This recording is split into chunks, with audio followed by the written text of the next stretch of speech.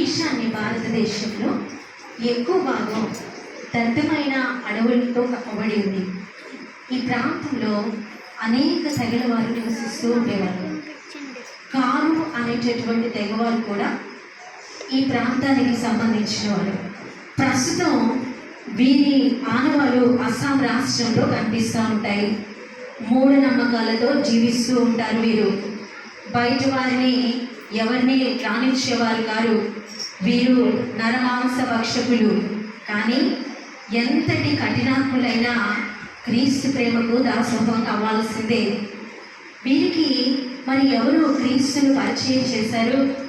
క్రీస్తు ప్రేమ వీరికి ఎలా అర్థమైంది? ఈ స్కిట్ ద్వారా మనం తెలుసుకుందామండి.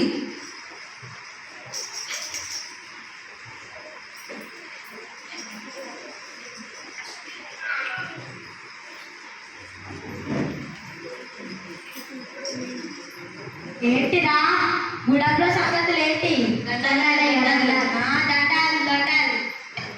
నేను విన్నది నిజమేనా? చాలా మందిని తెల్ల మిషనరీస్ వచ్చి ఎవరో కొత్త దేవుడి గురించి చెప్తున్నారంట. అవునయ్యా. అవును, మొన్న అడవిలో కూడా ఒక ఆయన వచ్చి ఇదేంటి బైబిల్ అంటారు అనిపించింది. అయ్యా నేను బైబిల్ అంట. ఎంత ధైర్యం నా చేతిలో పెట్టడానికి? క్షమించు. వెంటనే సమాచారం ఏంటంటే తెల్ల మిషనరీస్ మన గూడెంలోకి వచ్చిన వాళ్ళు కనుక మన వాళ్ళతో మాట్లాడినా మన మాటలు విన్నా చంపేస్తా అని చెప్పు. సరే అయ్యా.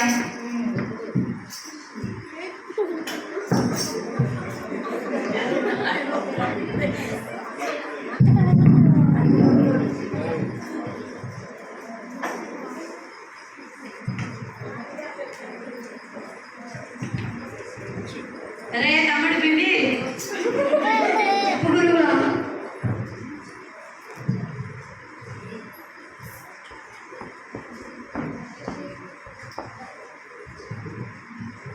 ప్రచారం వేస్తావా? పోయి ఎస్తా గురువా. ఏంటిది గురువా?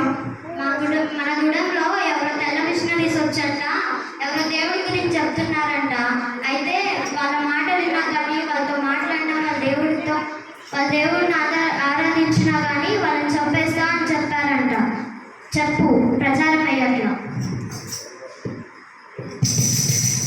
యావత్ ప్రజలకి తెలియజేయమేమనగా, అక్కలారా అన్నలారా తెలియజేయమేమనగా, మన గూడెంలోకి తెల్ల మిషనరీలు వస్తుందంట. వాళ్ళతో ఎవరు మాట్లాడినా కానీ ఎవరు వాళ్ళ మాట్లాడినా కానీ వాళ్ళ దేవుడు నమ్ముకున్నా కానీ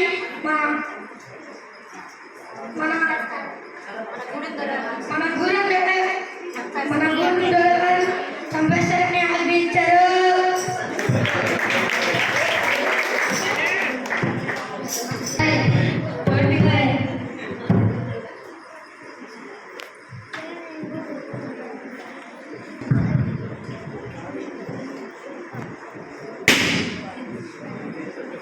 ఏమయ్యా ఇంట్లో ఉన్నావా?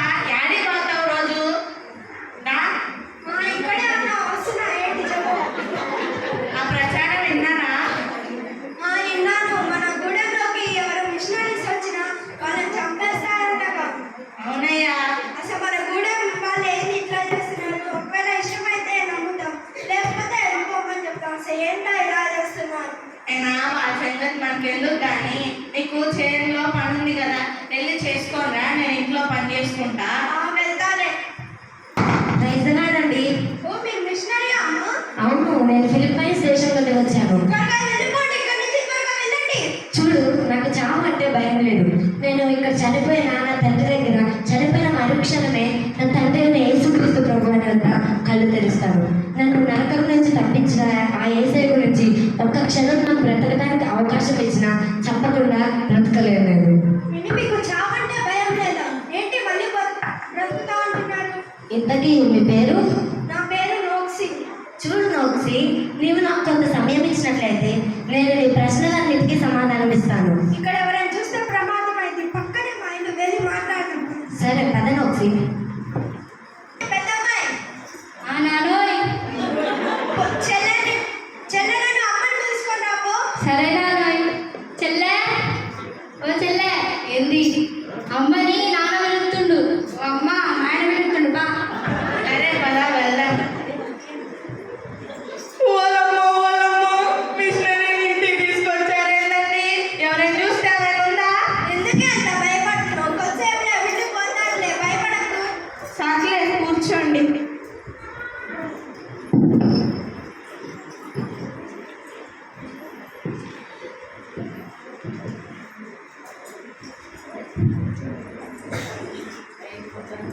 ఏంటి ఇందాక అంటున్నారు అసలు మాకు చావంటే చాలా భయం. మీరు అసలు చావంటే నాకు భయం లేదంటున్నారు. మళ్ళీ ఎలా ఇక్కడ కళ్ళు మూస్తే అక్కడ కళ్ళు తెలుస్తా అంటున్నారు. అసలు ఏంటి?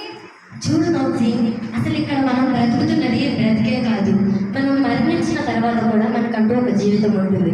అది ఈ భూలోకంలో మనం ఎలా జీవించామనే దానిపైన ఆధారపడి ఉంటుంది. అంటే పరలోకమా నరకమా అనేది. అసలు పరలోకం అంటే ఏంటి? నరకం అంటే ఏంటి? నోక్సి, పరలోకం అంటే అది ఎంతో అందంగా ఉంటుంది, అది సుఖశాంతులతో ఎంతో అక్కడ ఎప్పుడు ఆనందంగా ఉంటుంది. అక్కడ ఎప్పుడు ఆనందంగా ఉంటుంది, బాధలు ఏముండదు, అక్కడ అంతా ప్రశాంతమే ఉంటుంది. కానీ నరకం అంటే అమ్మో, అక్కడ ఎప్పుడు బాధే ఉంటుంది, అక్కడ అగ్ని ఆరదు, పురుగు చావదు, అంటే అక్కడ ప్రశాంతంగా ఉండదు, అది చాలా భయంకరంగా ఉంటుంది. నోక్సి, ఆ నరకం నుంచి మనం తప్పించబడాలంటే ఆ సత్యదేవుడైన యేసుక్రీస్తు ప్రభువారిని మనం ఆశ్రయించాలి. అప్పుడు ఆ యేసుక్రీస్తు ప్రభువారు మనల్ని నరకం నుంచి విడిపిస్తారు. ఎందుకు యేసుక్రీస్తు ప్రభువారిని ఆశ్రయించాలి? మా సూర్యదేవుడు లేడా? అడవి తల్లి లేదా? వారు మమ్మల్ని నరకం నుంచి రక్షించరా? లేదు, వారు నిన్ను నన్ను నరకం నుంచి తప్పించలేరు. ఎందుకంటే వారు నీ కోసం, నా కోసం, మన పాపాల కోసం వారు ప్రాణత్యాగం చేయలేదు. కానీ ఆ సత్యదేవుడైన యేసుక్రీస్తు ప్రభువారు మాత్రం నీ కోసం, నా కోసం, మనల్ని పాపం నుంచి విడిపించడం కోసం, మనల్ని రక్షణలోకి నడిపించడం కోసం ఆయన ప్రాణత్యాగం చేశాడు. కాబట్టి ఆయన ప్రాణత్యాగం చేయబట్టే మనకి నరకం నుంచి విముక్తి కలుగుతుంది. అసలు ఆయన ఎవరో సిల్వలో ప్రాణం పెట్టే మన పాపాలు ఎట్లా పోతాయి? చూడు, మీ అందరికీ నేను అర్థమయ్యేలా ఒక విషయం చెప్తాను. ఏంటంటే అనగనగా ఒక ఊరిలో ఒక న్యాయాధిపతి ఉంటాడు. ఆ న్యాయాధిపతికి ఒక్కడే ఒక కొడుకు. ఆ న్యాయాధిపతికి ఒక్కగానే కొడుకు అవ్వటం, ఆ న్యాయాధిపతి ఆ కుమారుడిని ఎంతో గారాబంగా చేశాడు. అయితే ఆ కుమారుడు ఆ న్యాయాధిపతి ఇచ్చిన స్వేచ్ఛగా తీసుకొని తన దగ్గర ఆస్తిని, డబ్బును విచ్చలవిడిగా ఖర్చు పెడతా ఉంటాడు. అయితే ఒక రోజు ఆ కుమారుడు ఏం చేస్తారంటే వేరే వాళ్ళతో వాదన పెట్టుకుంటారు. అయితే వారు ఏం చేస్తారంటే న్యాయస్థానంలో అతని కుమారుడి గురించి ఫిర్యాదు వేస్తారు. అప్పుడు మరుసటి రోజు ఆ కుమారుడిని, ఆ న్యాయాధిపతి కుమారుడిని ఆ న్యాయస్థానానికి తీసుకుని వెళ్తారు. అప్పుడు అక్కడ చుట్టుపక్కల ఉన్న ప్రజలంతా చాలా ఆతృతగా చూస్తారు. ఎందుకంటే ఆ కుమారుడి యొక్క తండ్రి న్యాయాధిపతి. మరి ఆ కుమారుడికి ఎటువంటి తీర్పు తీరుస్తారు, అసలు ఎటువంటి న్యాయం జరుగుతుంది అని అక్కడున్న ప్రజలందరూ ఎంతో ఆతృతగా చూస్తూ ఉంటారు. అయితే ఇక ఆ న్యాయాధిపతి తన కుమారుడు చేసిన తప్పుని పరిష్కరించి అతనికి 40 కొరడా దెబ్బలు శిక్షగా ఇస్తాడు. అయితే అక్కడ ఉన్నవారు తన కుమారుడిని ఆ శిక్ష వేయడానికి తీసుకొని వెళ్ళేటప్పుడు ఆ న్యాయాధిపతి కూడా తన కుమారుడితో వెళ్తాడు. వెళ్ళి ఆ శిక్ష వేసేటప్పుడు ఆ న్యాయాధిపతి ఏమంటారంటే, వద్దు, నా కుమారుడికి శిక్ష వేయకండి, అతని బదులు నాకు వేయండి అని తన కుమారుడు చేసిన తప్పుడు తన మీదకి వేసుకొని తన కుమారుడికి వచ్చే శిక్షను తన మీదకి తీసుకుంటాడు. ఆ తండ్రి అయిన యేసుక్రీస్తు తండ్రి కూడా అంతే, తనకి ఒక కుమారుడైన యేసుక్రీస్తు ప్రభువారిని మన కోసం, మన పాపాలను విడిపించడం కోసం ఆయన ఈ లోకానికి పంపించారు. ఆ యేసుక్రీస్తు ప్రభువారు నిన్ను నన్ను రక్షించడానికి ఎన్నో శ్రమలు పడ్డారు. ఆయన సిలువలో మరణించారు. మన పాపాలన్నీ ఆయన మీద వేసుకొని మన స్థానంలో సిలువలో ఆ యేసుక్రీస్తు ప్రభువారు మరణించారు. కొంచెం అర్థమవుతున్నట్లుంది. మేము చేసిన పొరపాపాన్ని ఆయన క్షమిస్తాడా? తప్పకుండా క్షమిస్తాడు నోక్సి. ఆయన క్షమించే దేవుడు కాబట్టి ఎంత పాపం చేసినా మిమ్మల్ని, మీ కుటుంబాన్ని క్షమిస్తాడు. మరి అది అయ్యో, ఎందుకు నోక్సి తడబడుతున్నావు? పర్లేదు, చెప్పు. మేము ఈ చేతులతో చాలా మందిని చంపినాం, చాలా మందిని ఈ చేతిలో బలి చేశాం, శిక్షించాం. మరి మేము చేసిన పాపాన్ని క్షమిస్తాడా? క్షమిస్తాడు నోక్సి. మనకి నువ్వు చేసింది ఏం లేదు, మోకాలు వేసి పాపాన్ని క్షమించండి, నడిపించండి అని అడిగితే దేవుడే నీకు రక్షణ కలుగు చేస్తాడు. దీన్నే ప్రార్థన అని అంటారు. మనం అందరం ప్రార్థన చేసుకుందాం.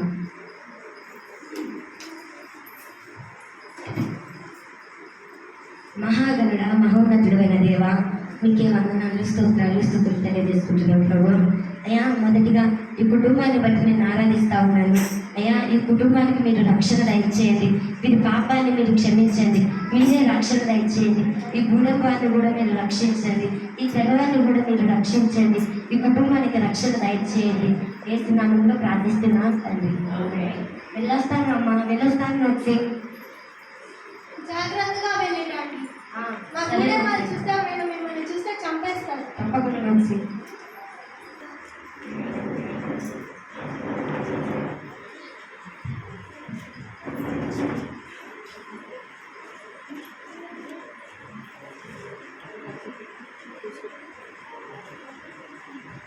అందరూ స్టోరీ టైంకి రెడీ అయిన పిల్లలు కదా? రెడీ నాన్నగారు. ఇవాళ నిన్న మనం ఏం స్టోరీ నేర్చుకున్నాం? నాన్న చెప్తాను. నిన్న 5 రొట్టెలు 2 చేపలు చిన్న పిల్లవాడు తెస్తే వాటిని దేవుడు దీవించి 5,000 మందికి పంచిపెడతాడు. ఇదేగా నాయన నీకు చెప్పింది. చాలా మంచిగా చూసి నేర్చుకో. మీరు ఎప్పుడు నా మీద పడతారు. ఇవాళ మనం ఏం స్టోరీ నేర్చుకున్నాం?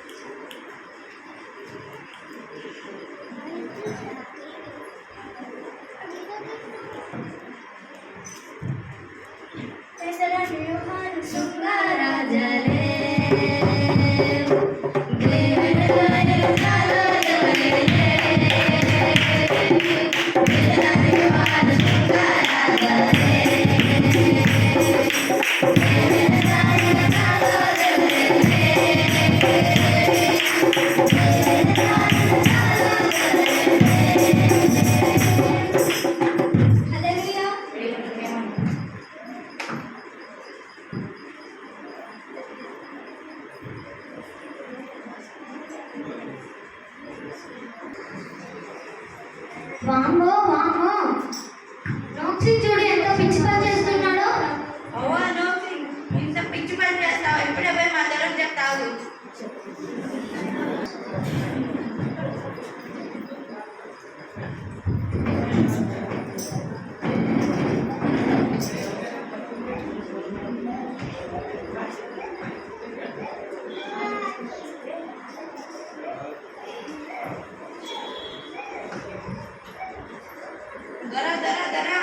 ఏమైందిరా? ఆ నోసి కుటుంబం చూడతారా? ఎవరో దేవుడి గురించి చెప్తుండు దొరా. నోక్సికి అంత పని చేస్తాడా? అసలు నా ప్రవాసికి గూడానికి వాడిని దూరం చేద్దామనుకున్నా, కానీ వీడిట్లా చేసేసరికి అరే వెంటనే సమాచారాన్ని ఏమని అందిస్తావంటే చెప్పుకున్నారా? ఏమందిస్తావంటే ముఖ్యంగా రేపు పొద్దున పంచాయతీ ఉంది మన గూడెంలో, ప్రతి ఒక్కరు రావాలి. ముఖ్యంగా నోక్సి కాదు చెప్పు, వాడు కనుక వాడి దేవుడిని కనుక విడిచిపెట్టకపోతే వాడిని చంపేస్తారు చెప్పు. సరే దొరా, వాడి కుటుంబం రేపు పొద్దున ఫస్ట్ ఉండాలి.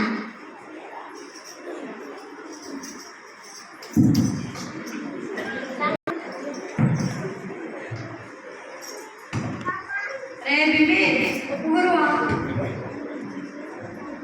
రేపు మన గూడెంలో పంచాయతీ ఉంది.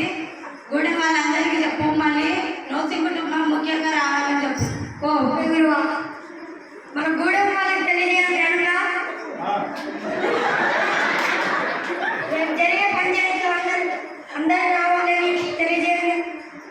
ముఖ్యంగా నోసి కుటుంబం రావాలని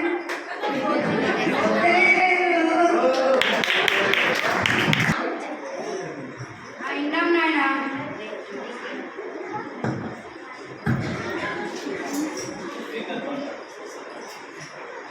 దండారా విన్నారు కదా, మనం అసలు కొంచెం కూడా భయపడవద్దు. రేపు వాళ్ళ ముందర మనం సాక్షులుగా నిలబడాలి. ఆయన అసలు మనం దండారా భయపడదు. వాళ్ళు ఎంత మనల్ని శిక్షించినా కూడా మనం దేవుని విడిచిపెట్టదు. మనం ఆయన నిజమైన రక్షకుడిగా అంగీకరించాలి. ఒకవేళ ఇక్కడ కనిపిస్తే పరలోకంలో మనం కళ్ళు తెలుస్తాము. అసలు దేవుని విడిచిపెట్టే ప్రసక్తే లేదు. పిల్లలు మీరు అస్సలు భయపడదు. సరేనా? ఇక్కడ కనిపిస్తే రేపు మనం అక్కడ దేవుని ముందర కళ్ళు తెలుస్తాం. ఓకేనా? సరేనాయనా. ఏంటండి తప్పదా? తప్పదు, ప్రార్థించుకుందాం.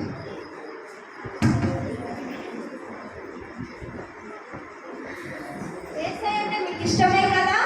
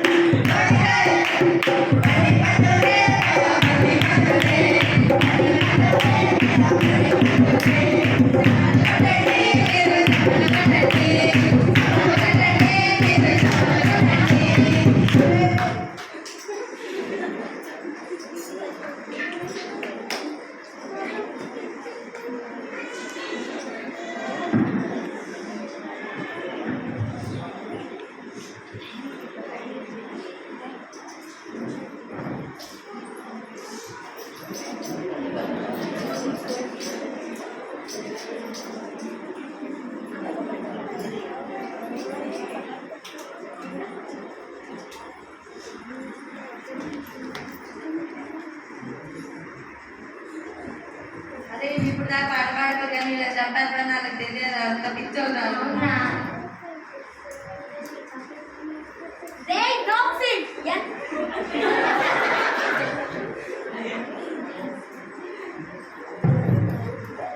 రేయ్ డ్రాప్సిన్ నమ్మక ద్రోహిరా, నువ్వు నమ్మక ద్రోహిరా. నన్ను ఫస్ట్ మర్యాదగా నీ దేవుని విడిచిపెట్టు, లేకపోతే నా చేతిలో చచ్చిపోతా చెప్తున్నా.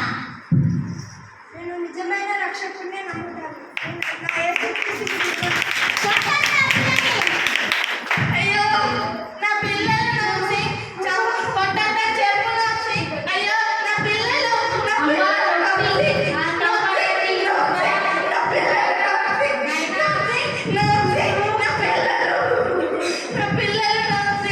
అబ్బా, నొప్పి. నాయనా. ఇప్పటికైనా వదులుతావా? నా నిజమైన యేసుక్రీస్తుని మాత్రం వదలను. అరే ఇది నీకు లాస్ట్ అండ్ ఫైనల్, గుర్తుపెట్టుకో. ఇప్పటికైనా నీ దేవుని వదిలే. నా దేవుని వదిలే ప్రసక్తే లేదు.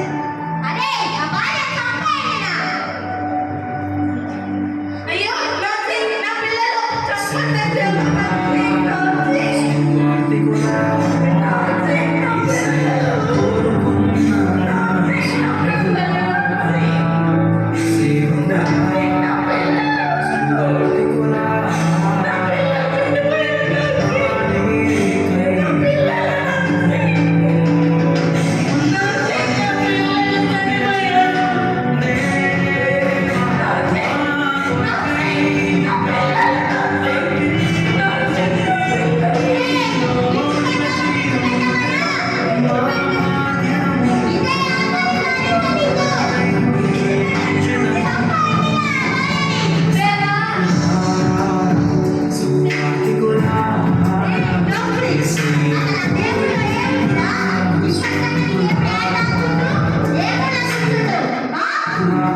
దేవుడు మిమ్మల్ని క్షమిస్తాడు.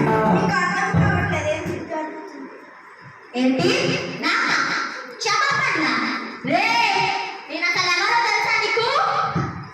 ఈ కూడానికి దొర. అట్లాంటిది నీ దేవుడు నన్ను క్షమిస్తాడా? అరే అట్ట అనుకుంటే మరి మా అడవి తల్లి, మా సూర్యుడి తల్లి ఏమైతారా? ఇప్పటికైనా విడిచిపెట్టు. నేను విడిచిపెట్టను. ధర వీటితో మీరు మాట్లాడారు చంపేయండి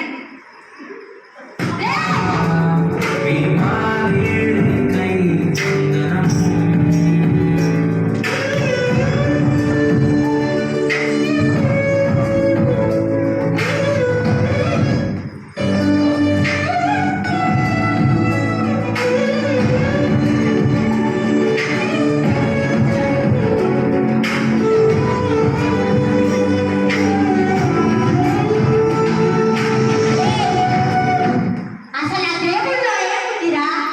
వాళ్ళని చంపారు కానీ వాళ్ళలో ఉన్న విశ్వాసాన్ని చంపలేకపోయారు.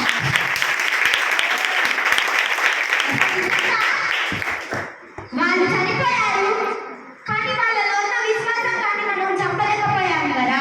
ఏముంది అసలు ఆ బైబిల్లో ఇది? ధర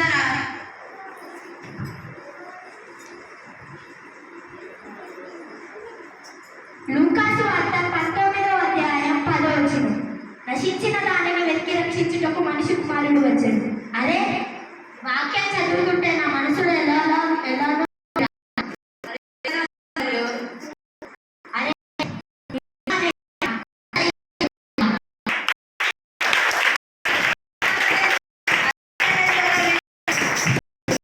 కాదు, మనకి యేసయ్య